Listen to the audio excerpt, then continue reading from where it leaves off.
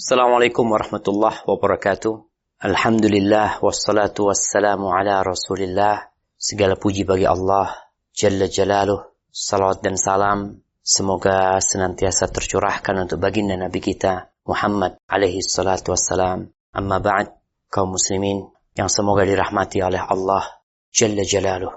Kita akan membaca hadis selanjutnya ini. Ada kawan hidup yang sebenarnya dia menemani hidup kita, pasangan hidup kita. Itu pun kawan yang dapat membawa kita kepada kebaikan atau sebaliknya mengantarkan kita kepada keburukan. وعن أبي هريرة رضي الله عنه عن النبي صلى الله عليه وسلم قال تنكح المرأة لأربع لمالها ولحسبها ولجمالها ولدينها فاظفر بذات الدين تربت يداك متفق عليه. Dari Abu Hurairah radhiyallahu anhu dari Nabi sallallahu alaihi wasallam beliau bersabda, wanita itu dinikahi lantaran 4 hal, yaitu karena hartanya, karena derajatnya, karena kecantikannya, dan karena agamanya. Maka pilihlah wanita yang beragama, niscaya engkau akan beruntung. Muttafaqun alaih. Ini derajatnya yang dimaksud adalah derajat nasabnya ya. Jadi maksud dengan derajatnya, derajat nasabnya. Baik, di sini Nabi SAW berbicara tentang perempuan dinikahin karena apa? Babnya kita bukan bab nikah, tapi bab tentang bergaul dengan orang-orang baik. Ketika seorang mau nikah, dia itu mau bergaul sama pasangan hidupnya, bukan hanya di waktu kerja, bukan hanya sepekan sekali, bukan hanya tiap bulan, tapi ini 24 jam. Maka Nabi SAW memberikan penjelasan bagaimana cara memilih pasangan hidupmu. Kalau engkau salah milih, ini khususnya seorang laki-laki ya, ketika engkau salah memilih, engkau akan sengsara hidupmu.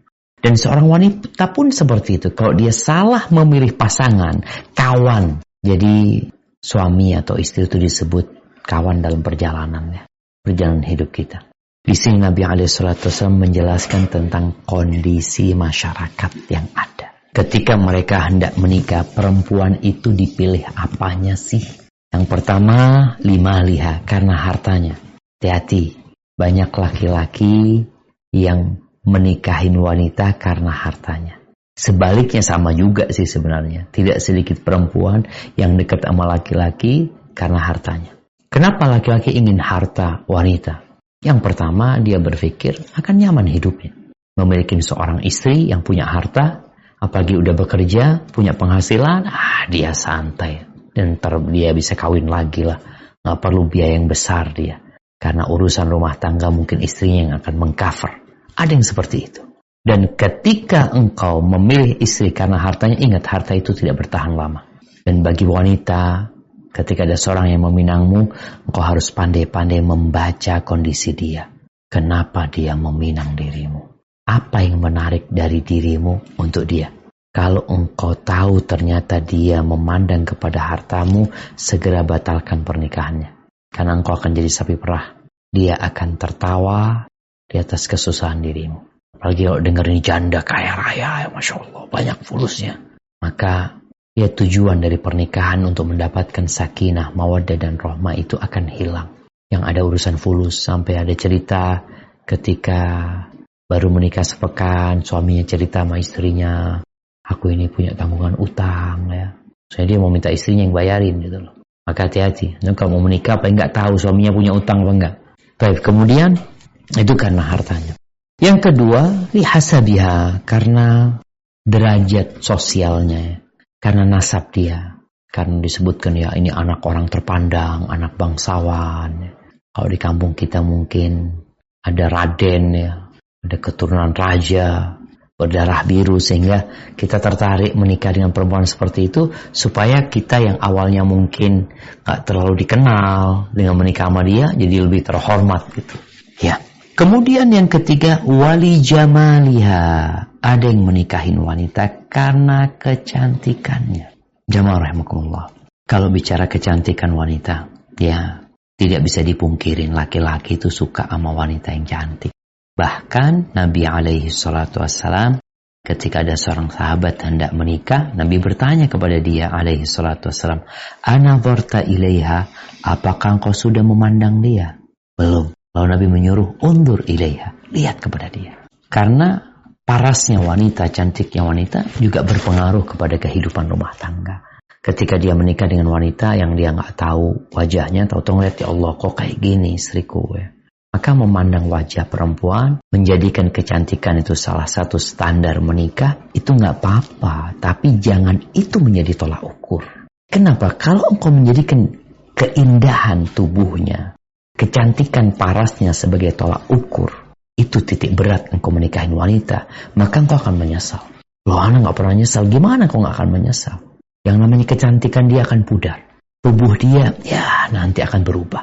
Dan tatkala engkau terbiasa melihat wajah dia yang dulu cantik akan terbiasa, biasa-biasa aja. Karena memang manusia melihat sesuatu yang belum dia miliki tidak dalam wujud aslinya. Apalagi kalau cantik, perawatannya lebih mahal. Perlu ini, perlu itu, macam-macam. Engkau pikir wanita-wanita yang cantik itu nggak perawatan? Perawatan mereka, apalagi dengan bertambahnya umur, mereka semakin peduli sama tubuh mereka. Biayanya semakin besar lagi. Mau tidak mau. Maka Nabi SAW tidak menitik beratkan kepada cantik. Beliau mengatakan yang keempat, perempuan dinikahin karena agamanya. Fadfar bidati din taribat yadak. Maka pilihlah wanita yang beragama. Niscaya engkau akan beruntung. Kenapa jamaah? Kok beruntung kalau dapat yang agamanya baik? Yang engkau inginkan dari rumah tangga itu apa? Kau ingin memiliki rumah tangga yang harmonis. Di situ ada kedamaian. Di situ istri tahu dengan kewajiban-kewajibannya. Istri melaksanakan tugas-tugasnya. Istri kalau ditinggal, ya tidak merepotkan suaminya. Artinya dia bisa berjalan sendiri, mendidik anak-anak dengan baik. Tapi kalau yang kau dapatkan hanya cantik, kaya, sedangkan dia tidak beragama, maka dia tidak akan taat dan patuh kepada dirimu. Perempuan yang ngerti, yang faham dengan kewajibannya, maka dia akan menciptakan suasana yang indah di dalam rumah. Maka tolong, mulai saat ini, buat yang belum menikah atau yang ingin menikah, perhatikan nih sabda Nabi SAW. Engkau kalau duduk satu rumah, tidur satu ranjang, dengan orang yang agamanya baik, engkau akan mendapatkan cinta Allah Subhanahu wa Ta'ala. Namun memang, ya orang itu materi kebanyakan jamaah. Agama ini dijadikan sampingan. Bahkan ketika dikasih tahu, nih perempuan agamanya baik, wajahnya ya biasa-biasa aja lah, cantik dia. Ada fulana, cantik sekali, agamanya kurang baik. Tidak sedikit laki-laki yang memilih yang agamanya kurang baik karena dia cantik. Dengan tujuan, enggak, nanti ana mungkin bisa memperbaiki dia. Antum titik beratnya bukan agama loh. Antum karena dia cantik. Lalu ya karena alasan ini itu agama, antum jadikan alasan pula untuk memperbaiki dia. Kan Ustaz, lebih baik anak bisa memperbaiki dia, berbagi hidayah sama dia, sehingga pahalanya lebih besar. Padahal yang antum inginkan bukan itu, tapi kecantikan dia. Seorang mukmin itu cukup melihat kesengsaraan saudaranya. Nggak perlu engkau harus sengsara juga. Tapi kalau dia cantik, agamanya baik, Masya Allah. Semuanya kepingin kayak gitu jemaah. Jadi ini, jadikan hal ini menjadi ukuran tolak ukur. Ini kawan seumur hidup kita. Bisa jadi sehidup semati. Begitu pula kawan dalam lingkungan kita. Ketika mau memilih kawan, Zatuddin. Buat akhwat nih, ketika mau berkawan, berkawanlah dengan yang agamanya baik. Hari ini ada kawan yang telepon ana. Dia menceritakan tentang istrinya ya. Yang karena kawan-kawannya orang-orang kaya, orang-orang berduit, sehingga mau menyekolahkan keponakannya itu, dia harus sama di tempat orang-orang kaya. Padahal itu akan memberatkan diri dia. Karena mengikuti gaya hidup kawan-kawannya. Kalau mereka orang berduit, ya fadhol. Tapi engkau harus tahu diri.